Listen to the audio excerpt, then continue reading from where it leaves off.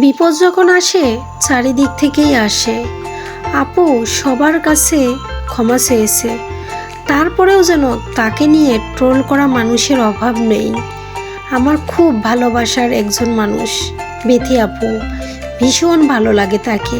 তার লাইফস্টাইল, তার চলাফেরা, তার কথাবার্তা সব কিছুই ভালো লাগে। আসলে একটা কথা আছে, যাকে ভালো লাগে তার সব কিছুই ভালো লাগে। হয়তো আমার ব্যাপারটা এরকমই। আপুকে যেমন ভালো লাগে তার সব কিছুই ভালো লাগে। তার খারাপ দিকটা যেন চোখেই পড়ে না, কেন জানি না। সবাই বলে এটা প্রবলেম আপুর, ওটা সমস্যা, এটা মানে এক একজন এক এক রকম আপুর ভুল ত্রুটি শুধু ধরেই থাকে। কিন্তু আমি আসলে কি বলবো, হয়তো খুব বেশি ভালোবাসি, সেজন্য হয়তো আপুর কোনো ভুল আমার কাছে ভুল মনে হয় না। সব কিছুই ভালো লাগে আপু, ভীষণ ভালোবাসি। আমার ভালোবাসার একটা পছন্দের মানুষের তালিকায় হচ্ছে বেথি আপু। জানি না কার কাছে কেমন লাগে, কতটুকু কি লাগে, তবে আমার কাছে খুব ভালো লাগে। আমার চোখে সেরা জুটিদের মধ্যে তারা একজন, রাত ভাইয়া এবং বেথি আপু। আপুর রিলস ভিডিও টিকটক, ফেসবুক, ইউটিউবে সবখানে আমি দেখি আপুর ভিডিও, ভীষণ এনজয় করি। আপু যখন ঘুরতে যায়, কোথাও যায়, তাদের টিম নিয়ে যায়, সব ভিডিওই দেখি। কিন্তু আসলে বিপদ যেন লেগেই থাকে সব সময়। এই তো সাজেকে ট্যুরে গেল, বাইক ট্যুরে আসার পথে কত বড় একটা দুর্ঘটনা ঘটে গেল। আসলে দুর্ঘটনা বলে কয়ে আসে না, কখন যে কার কি হবে এটা যদি কেউ বলতে পারতো তাহলে সেই হিসেবে সে সেখানে যাইতোই না। যার মৃত্যু যেখানে আছে তার সেখানে যেতেই হবে, এটা বাস্তব, এটা একদম নিদারুণ সত্য। যেখানেই মৃত্যু আছে সেখানে যেতেই হবে, যত বাধা থাকুক, যত বিপত্তি থাকুক, সেখানে সে যাবেই যাবে, এটাই হচ্ছে কথা। আপু যেন সবসময় ভালো থাকে এই দোয়াই করি। অনেক প্ল্যান করে, অনেক স্বপ্ন নিয়ে আপুরা তাদের টিম সহ সাজেকে বাইক ট্যুরে গিয়েছিল। তাদের ট্যুরটা সাকসেসও হয়েছে আল্লাহর রহমতে। তাদের যাওয়ার পথে কোনো ধরনের বিপদ আপদ কোনো কিছুই হয়নি। তারা সেখানে কত আনন্দ করেছে, মজা করেছে, কিন্তু কপালে যে বিপদ লেখা ছিল, সেই বিপদের ফেরে তারা আসার পথে হয়তো আর কয়েক ঘন্টা জার্নি করলে তারা তাদের নিজ গন্তব্যে পৌঁছে যেত, কিন্তু তার আগেই এরকম একটা দুর্ঘটনা ঘটে গেল। শাওন ভাইয়া যদি কোনো কিছু একটা শরীরের ইনজুরি হতো, হাত পা ভেঙে যেত, তার জীবনটা একেবারে চলে গেছে। আসলে এটা মেনে নেওয়ার মতো না। আপুদের যে কি অবস্থা হয়েছে শুধু তারাই বোঝে। বাইরের মানুষ তো কতজনে কত ধরনের কথা বলে, কিন্তু আসলে আপুদের কি একটা অবস্থা, কত যে কষ্টে আছে তারা।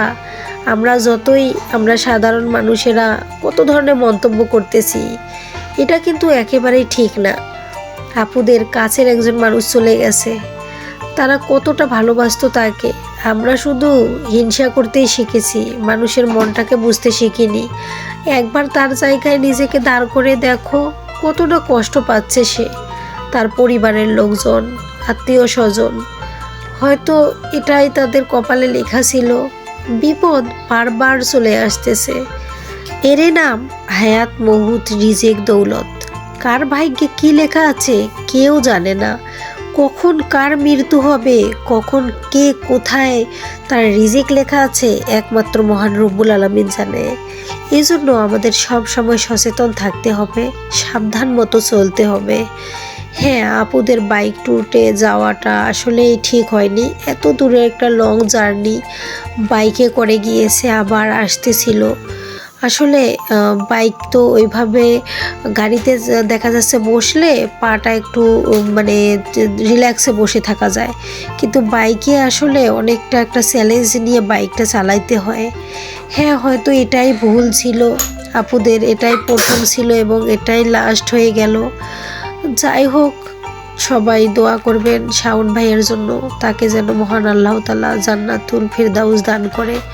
আমাদের দোয়া করা ছাড়া করার কিছুই নেই। আমরা দোয়া করতে পারি, হয়তো তার বিদায়ী আত্মার মাগফিরাত কামনা করতে পারি, এছাড়া তো আর করার কিছু নেই। একটা মানুষ চলে গেলে শুধু তার জন্য দোয়া করাই যায়। তবে হ্যাঁ, আপুকে যারা ট্রোল করে, আপুকে নিয়ে অনেক কিছু ভিডিও বানায় নেগেটিভ, প্লিজ তোমরা এরকম করো না। আপু অনেক কষ্টে আছে। আপুরা কি অসুখে আছে? কখনোই নয়। তাদের একজন কাছের মানুষ চলে গেছে। আপুরা ভীষণ কষ্টে আছে। নিজের দিক দিয়ে বিবেচনা করলে বোঝা যায় রাত ভাইয়া তাকে কত ভালোবাসতো। বিতি আপু আর রাত ভাইয়া আমার কাছে ভীষণ ভালো লাগার দুটি মানুষ। যাই হোক, তাদের বারবার বিপদ চলে আসতেছে। আল্লাহ তাআলা যাদের যেন বিপদ আপদ থেকে তাদেরকে একটু হেফাজত করে। দোয়া করি সব সময় অনেক যেন ভালো থাকে এই মানুষ দুটা, সারা জীবন যেন একে অপরের পাশে এভাবে থাকতে পারে। সব সময় দোয়া এবং ভালোবাসা আপুদের জন্য থাকবে। ভালো থেকো সবাই। আমার চ্যানেলটি সাবস্ক্রাইব করে পাশেই থেকো। এরকম নিত্য নতুন ভিডিও পাওয়ার জন্য বেল বাটনটা অল প্রেস করে দিও। ধন্যবাদ সকলকে।